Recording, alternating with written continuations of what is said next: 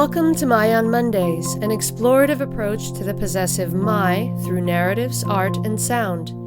Each Monday brings a new creation and unique perspective. My on Mondays is brought to you by Ming Studios, a contemporary art space and international artist residency program dedicated to the exhibition, experience, and exploration of arts and culture. Along with exhibiting artists from around the world, Ming also serves the community by hosting innovative programs including performances, workshops, screenings, readings, artist talks, and other cultural activities. For more information, or if you'd like to participate in My on Mondays, you can visit our website at mingstudios.org.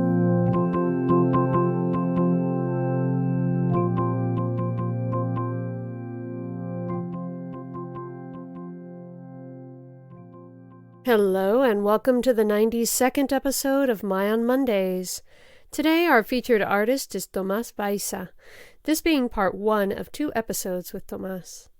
Originally from San Jose, California, Tomás is the author of the novel Delivery, a Pocho's accidental guide to college, love, and pizza delivery, and the collection A Purpose to Our Savagery, which was just released this July. Tomás's work has been nominated for the Pushcart Prize, the Best of the Net, and Best American Short Stories anthologies, and has appeared in various print and online anthologies and journals. Along with writing, Tomás has fenced in Italy, been rescued by a helicopter from the Sierra Nevada, fended off wild dogs while hitchhiking in rural Morelos, Mexico, and once delivered pizzas to a Klingon-themed orgy at a sci-fi convention. When he's not writing, Tomás is running trails, obsessing over bonsai trees, and playing guitar way too loud. I'm Tomas Baiza, and this is my story, Huitzilin, Hummingbird. Sunlight pools, trickles, and then spills over the edge of the mesa. No sooner am I reborn than I am drawn to it, as I am drawn to the flowers that grow in my father's yard. Sun and nectar, Tonatiuh and Xochitl, both of them fuel for the returned warriors, we who have been summoned to face our shames before being called to fight. How do I know the word Xochitl? Did Papi teach me that? In the kitchen window, my reflection, an orange spark and wings that slash like the flint knives of our ancestors, the obsidian blades that opened veins of eternal life onto the tongue of the sunstone, Tonatiuh. For all of Papi's lovable bullshit, he was totally right about the sun. He pushes himself off of the mesa and takes flight, his golden river now a roaring whirlpool of fire. The universe bends beneath his weight, falls upward. I feel his pull. No, por favor, todavía no. Not yet. Beneath me, my father's prized red valerian, the only thing that would grow in the sour soil beneath the kitchen window. I dip to drink.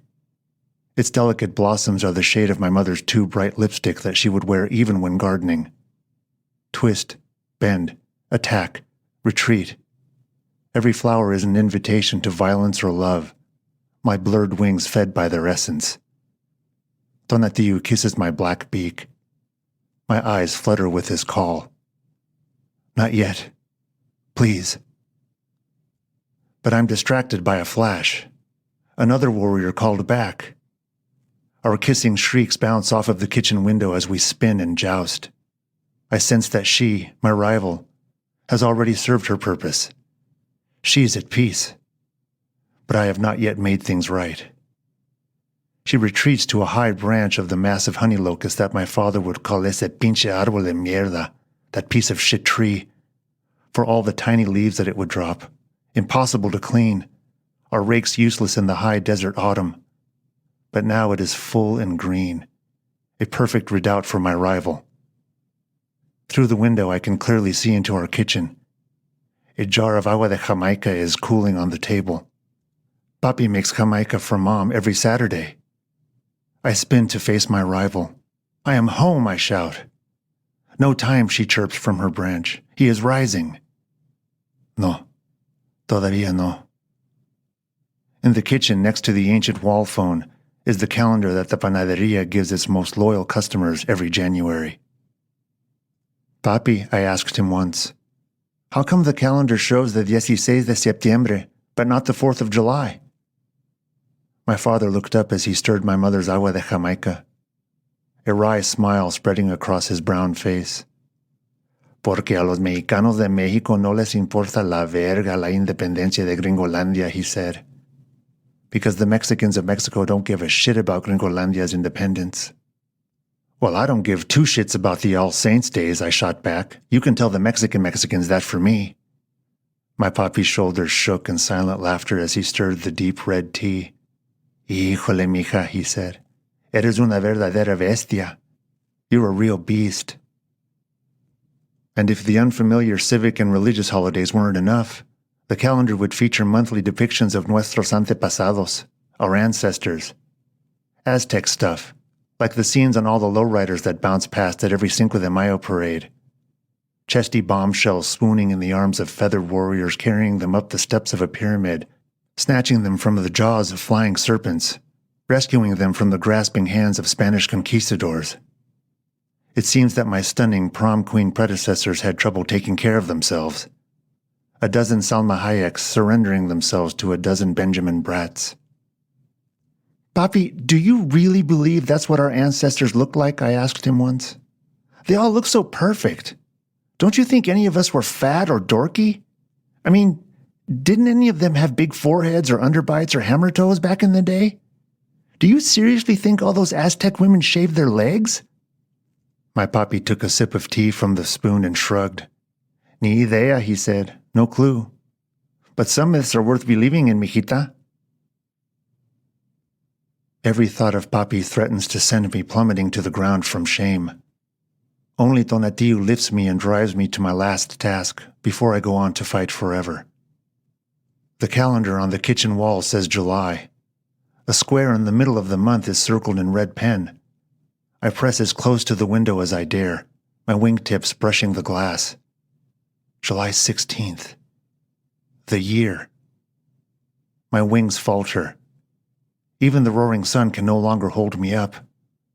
I plunge into the red valerian, cradled in its velvety leaves. My rival chirps in alarm. 4 years since the accident. Of course. The orange-crowned bird flitted beyond the kitchen window, its wings a blur. Papi, I said, between bites of toast. How come we never put out a feeder for the hummingbirds? They're always hanging around outside. I realized that I'd never paid much attention to them before.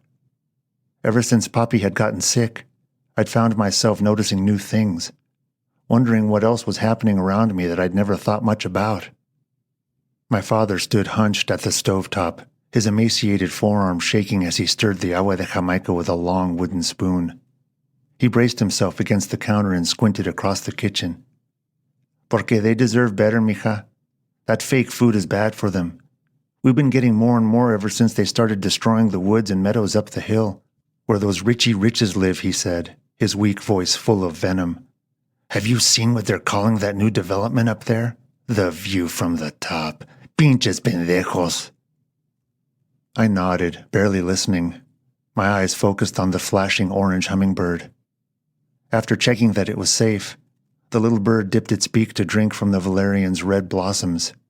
Every few seconds, it would spin to survey its surroundings, chasing away competitors with frantic aerial maneuvers and fierce chirps. I couldn't help but smile in admiration. How do you say hummingbird in Spanish? I asked, forcing down the habitual embarrassment of not knowing what my father knew. Chuparrosa, he said, breathing heavily over the steaming tea. His voice was thin and reedy. I smirked. Rose sucker. I don't like it, I said. Ni yo tampoco, my father agreed. There's a better word, though. One your abuelita taught me when I was little. Ay, Papi, don't tell me. Some weird Aztec thing, right? He lifted the spoon from the jar and let several drops of tea fall onto his palm. Nahuatl, mija, he said, and licked his palm. He smiled weakly and nudged the jar off of the burner with the spoon. The Mexica were our people. Nahuatl was our language. Papi, please, don't mansplain me on a Saturday. I watched the hummingbird move on to the next cluster of red blossoms. After a moment, I realized that the kitchen was silent. Out of the corner of my eye, I caught Papi staring at me. "What?" I said. "Mijita, have I ever told you about Huitzilopochtli?" "No, Papi. You've never mentioned Huitzilo whoever," I said. "Can you go to hell for an eye roll?" Outside, the hummingbird retreated from the red blossoms. A sudden pang of loneliness filled my chest as it darted away. "Pues mira," said my father, his voice breathy from the strain. "He was the Lord Chuparrosa, the hummingbird of the south, Tonatiuh himself." "A mí qué?" I said. "What's it to me?" I couldn't look at him. Those sunken cheeks and sagging eyes that had become deflated and yellow, like old lemon rinds poking out of the dirt. I couldn't decide which frightened me more, the radiated husk of his face or the defiant grins on the days he felt the worst. "I'm trying to tell you," he said. "When we leave this world, he waits. He's patient. Your abuelita taught me that he lets us rest for exactly 4 years to the day, and then brings us back to help him.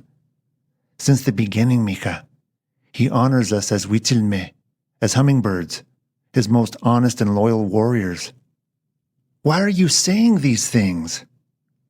Papi pushed himself along the counter towards me. He took my face between his shriveled palms. "Because I want you to know that I'll be back, for a little bit after I'm gone. Your abuelita says that he gives us one chance to say goodbye before we go to war. The real war. The one he fights every night to be able to return to us in the morning. He only chooses the strongest, mija." My papi smiled at me, the pride bringing a temporary flicker to his hollow eyes. "Only his chosen ones are allowed to make things right, one last time, before they serve him."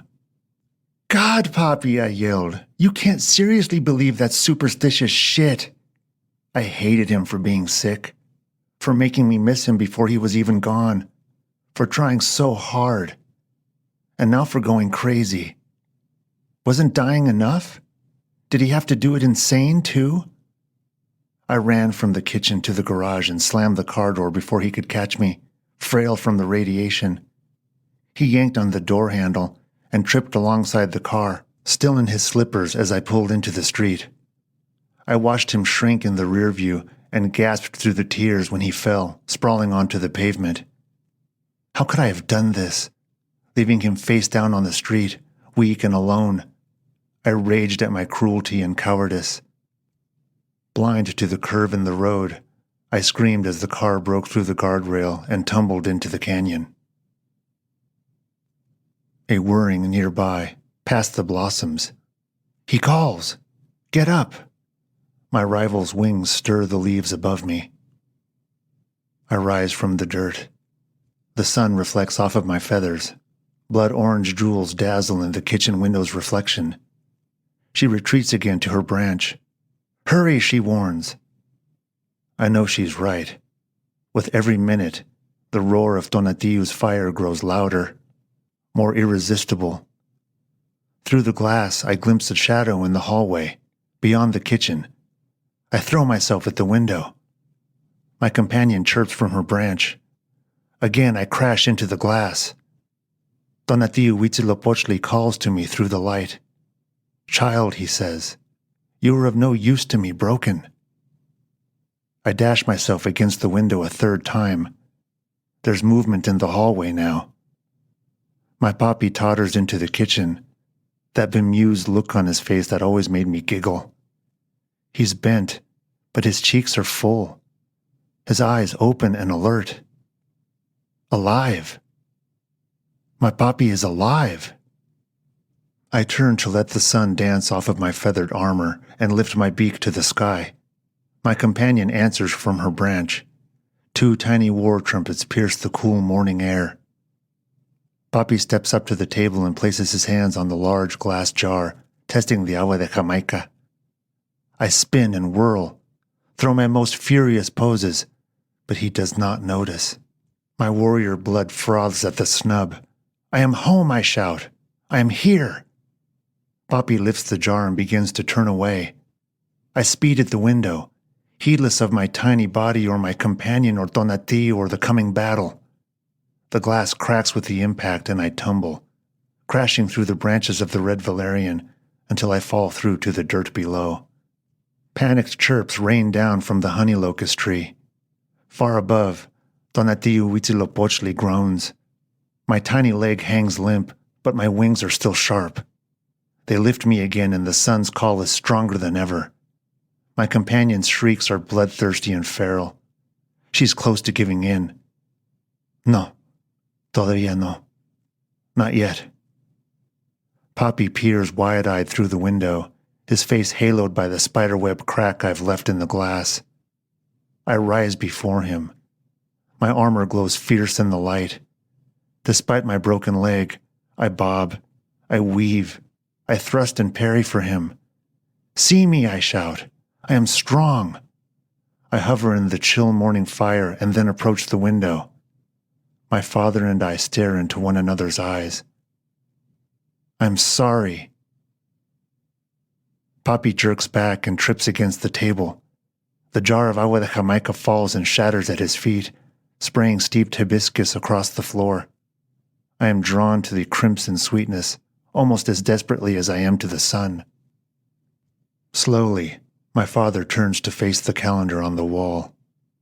He extends a trembling hand to the middle of the month and rests his finger on the second Saturday, circled in red marker, the day of the accident.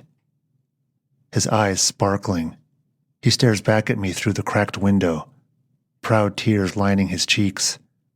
Behind me, my companion hovers, her beak glinting in the sun. It is time, she says. We must go to him. And I know she's right. Tonati Huitzilin floods the yard with his light. Come, little ones, my furious Yatyakawan, my precious jade warriors. Take your place among us, he sings. I lower my beak and gently press my orange head against the cracked window. Papi lifts his palm to the glass. For a moment, we are still, the only movement my blurred wings. I love you, I chirp, and pull away. If this was my penance, then the coming battle is my reward. As if shot from a bow, my companion arcs skyward, no longer able to resist the sun's call. She becomes a tiny mote against Tonati Huitzilin infinite golden face. I rise into the light and look down one last time. My papi is standing on the back porch now, his robe flapping against his skinny legs in the dawn breeze. Through his tears, he yells, fists raised in the air, his face radiating love. I toss my head back and let loose a war cry that would make eagles cower. In my call are regret, anger, shame, but also pride, courage, and redemption. I aim myself at the sun. I race upward to the only war that was ever worth fighting. Above the sun's roar, my papi's last shout comes through. Arriba, mica, he screams. And so, I become light.